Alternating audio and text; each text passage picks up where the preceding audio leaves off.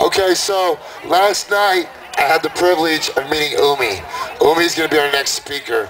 Um, Umi is Japanese. She actually lives in Oakland right now, but her family lives in Japan. So we all know what's going on in Japan. So I don't want to speak for her. I'm just going to try to pronounce her last name correctly and introduce you guys. Ladies and gentlemen, this is Umi Hagitani. Pretty well, thank you. So people who are partying, thanks for partying and thank you for inviting. My name is Umi Hagitani from No Nukes Action Committee, and I would just say so much, like I really appreciate that you're gathering here and the people who are organizing this. This is so amazing.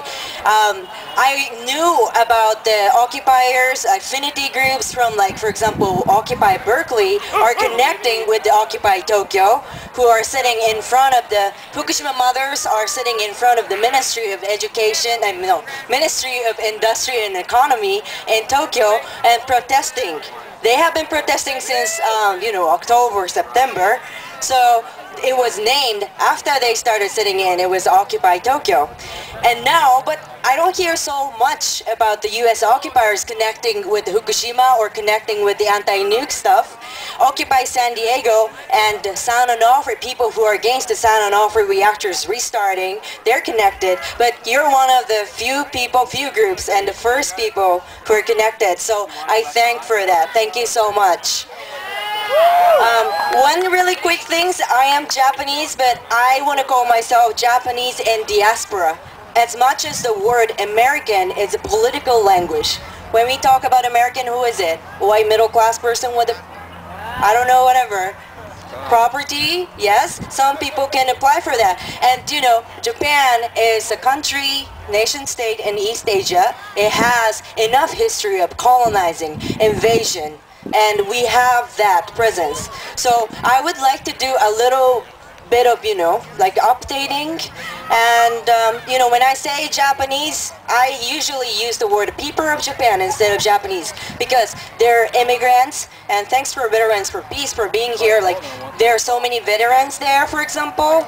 There are Filipinos, Vietnamese, Koreans, Chinese, so many immigrants who are there, who are not, the media is not covering about. So I want to talk about that. And I also want to say, like, it's really nice that you brought up, like, so many questions about your backyard. When we talk about nuclear issues, like, nowhere's backyard. Where is Japan's backyard? Pan Pacific? Like, Marshall Islands, Bikini, Hawaii, all these people who are affected by the ongoing catastrophe of the nuclear are, the people that we have to hold hands with, right? I think, yeah? And yeah, like I was asking Miriam and Beth and like everybody about I was asking the goals of the people, like what is the goal for this action? It really depends. Dr. Helen Caldecott said oh yeah, maybe we wanna evacuate people because it's too late. Maybe it is too late to clean up Hanford. But at the same time, I see children eating the grasses being contaminated right now. I've been measuring and it's really toxic. So we have to change our behaviors, the day-to-day lives, and we're in the front line of the war. So if we want to keep living and if we decide to connect with the occupiers and if we want to create like sovereignty, real sovereignty and real autonomy and have a real sense of self-determination, then we have to really process that. What are our goals? And one of the things that I heard from people was that people want compensation, people want security for the people who are working for the Hanford site, and education in the community, and also places like DOE and Bechtel have to reveal a lot, they have to open up, they have to tell us what they know. So we can stop individualizing the ongoing catastrophe. So I want to do a little bit about like Discovery Channel thing. So I'm not going to talk about Hanford, but I can talk about like 5 topics really quick. One is the ongoing the revolutionary effort that is happening in Japan. And the next thing is the maybe you care about the accountability and education, so I'm going to talk about that.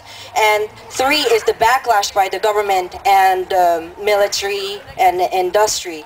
That is about this propaganda set up in Japan right now and globally and nationally.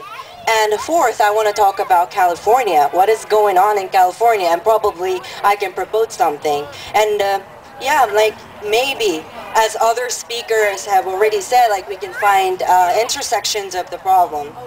So the first thing is the revolution. What I call revolutions in Japan is not like one single the revolution, but people who are surviving and people who are most conscious about this catastrophe of ongoing Fukushima accidents are mothers, fathers, parents. And how they started doing this is that they started monitoring the breastfed milk. So if you're a mother, you can imagine it is a courageous act. You don't want to know about what's going on. You don't want to know what's going to happen to your kids. And you don't want to know the tremendous amount of effort that you have to establish between the people around you. It's going to surely create battles, but people are doing that. People got Geiger counters or people cross borders and then try to do the monitoring of breastfed milk. And then mothers, fathers sneaked into the backyard and schoolyard and started Geiger countering, monitoring, getting the sand into the, to the boards of ed and said, lick the soil. Lick the soil, and if you can lick the soil, you can talk about it. So that's one of the things that I call revolution. Of course, in Tokyo area, you may have seen so many things, like 20,000 people marching, yes, but that's a number, and I don't know, I can't represent those people, so maybe you can, bridge and talk to the people. It's not the number. Dr. Helen Caldicott made really impressive speech, and I really love her, and I really thank her for educating us. But I would argue you're not like a little poor crowd. Each one of you is an activist, each one of you is an organizer. You have a whole community. So I wouldn't call you poor little crowd. And we are disturbing people who may not be here, and there are people who are watching us. So it's nice. And in Japan, almost all the reactors are shut down. Yes. It's good. But 3 days ago, they said, oh, well, we have scarcity of electricity, so we have to restart it. How people did the resistance is like 1,600 people surrounded the house of the Prime Minister. That's great. That's great. But 1,600 people. What was going on in 2011, April? It was like 20,000 people marching. So the number itself is decreasing, right? So we have to think about how to analyze and how to connect with the resistance of other people. There are definitely splits in the community. Maybe in this community of people who are fighting with, Hanford, there are splits already, but, we can talk about that. We can keep building up. And, yeah, accountability and education, it's called the Northwest and Cascadia. It's great that you termed yourself that way. And there's estimated, as of July, there's 60,000 people from Northeast Japan have migrated and scattered around all over that is less contaminated. 60,000 people in 4 months. That's about like the double size of UC Berkeley students. Isn't that impressive? I call it that's a migration diaspora. And when we think about the former resistance, like Underground Railroad, that's a tremendous amount of number that people who are aware, we're not even reported, but people who are doing that. Right now, as the reactor number 4 in Fukushima is breaking down, I had to ask my mother, are you going to keep being a slave, or are you going to emancipate yourself? Get yourself ready. And she said she's ready, so she's going down south. That's good. Yeah. So... yeah, and we can learn that kind of diaspora topic from the people who fought with, like so many different struggles.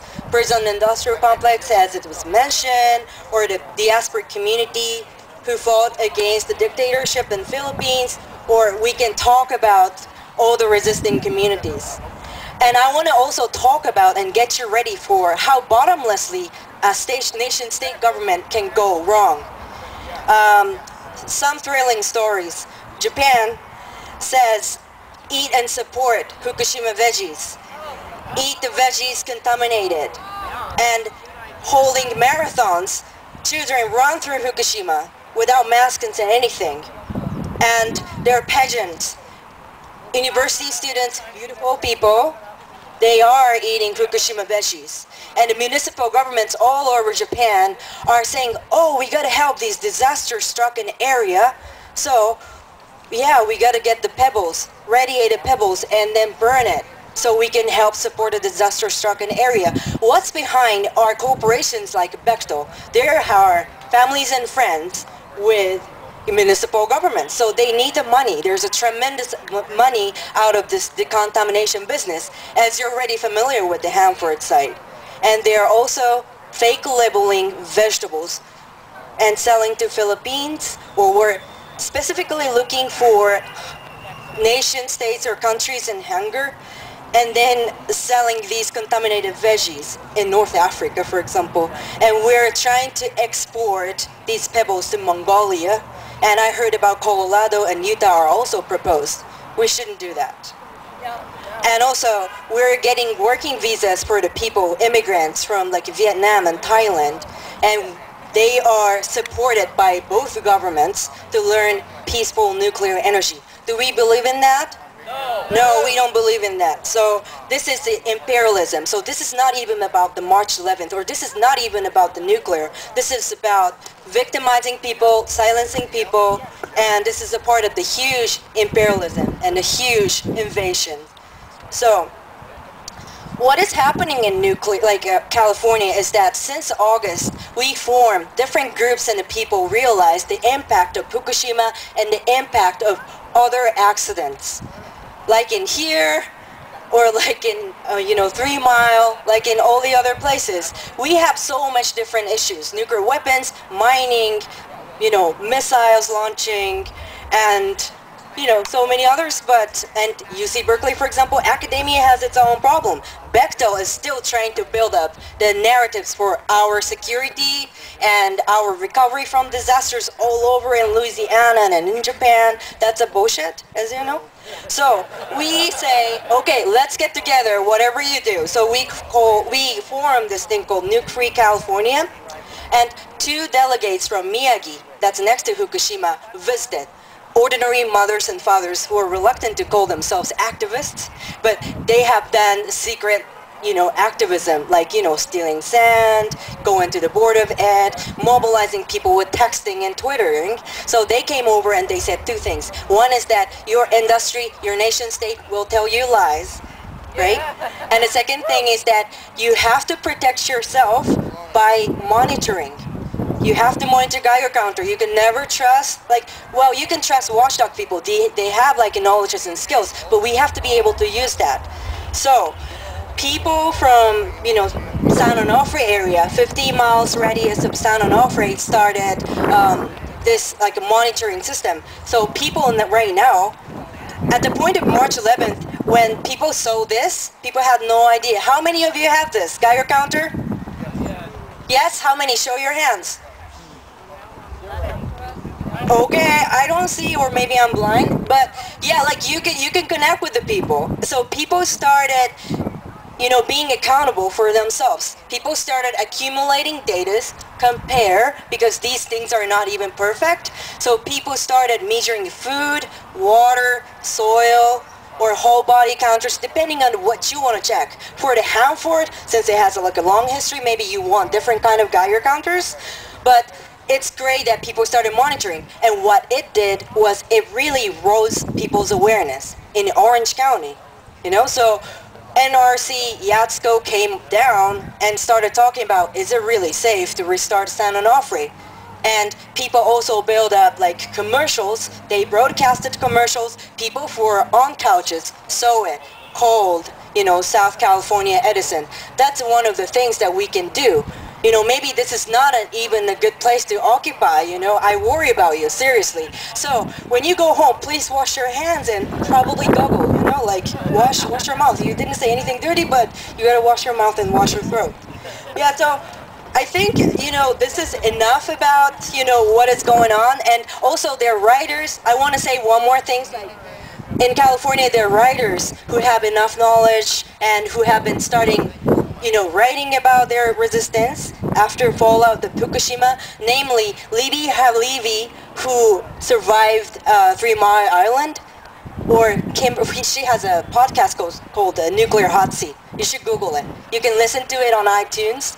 It's weekly iPod, and you can educate yourself, and it's really good. And you can drive, and you can educate yourself, and you can be active. And Kimberly Robertson and Cecil Pineda, these people are starting to learn the intersections of this catastrophe, Fukushima, here, Hanford, and what is going on in Idaho and other places. So I really encourage you to, speak up and accumulate your own knowledge. That's going to be the best data, and that's going to be the best resources. That is more accountable than the ones in Bechtel, the ones in UC Berkeley. We got to attack these people. We got to attack these academia. And the revolution that is happening in Japan is that the shift in the dynamics of the people. There's no more professional, there's no more scholars, but we are accountable for ourselves. So we're no more little poor crowds, but we're gonna normalize our voice. We are a loudmouth, and we gotta, keep going. We gotta wrestle around. And I would like to end the speech with thank you again for organizing. There's like a circle of the people who have been doing like food, music, and cars. People who, made me nap. Like really, really great things. And I have tons of things to learn from you. So I really appreciate it. And I think Miriam has been picking up a lot of, garbages. And I think it's going to be important to keep the venue for protesting so no more police will harassing us. And please let the kids be educated. And, I learned about the Chernobyl when I was 6. And I survived a small minor reactor accident in Musashi no Kogyo University in 1989. And children can learn. Children can learn and educate themselves. So please inform through your behaviors and, do whatever you can. And don't let your children ask you something like, I talked to my mother. Don't be slaves to people. Emancipate yourself and decolonize. Occupy yourself, please. Thank you.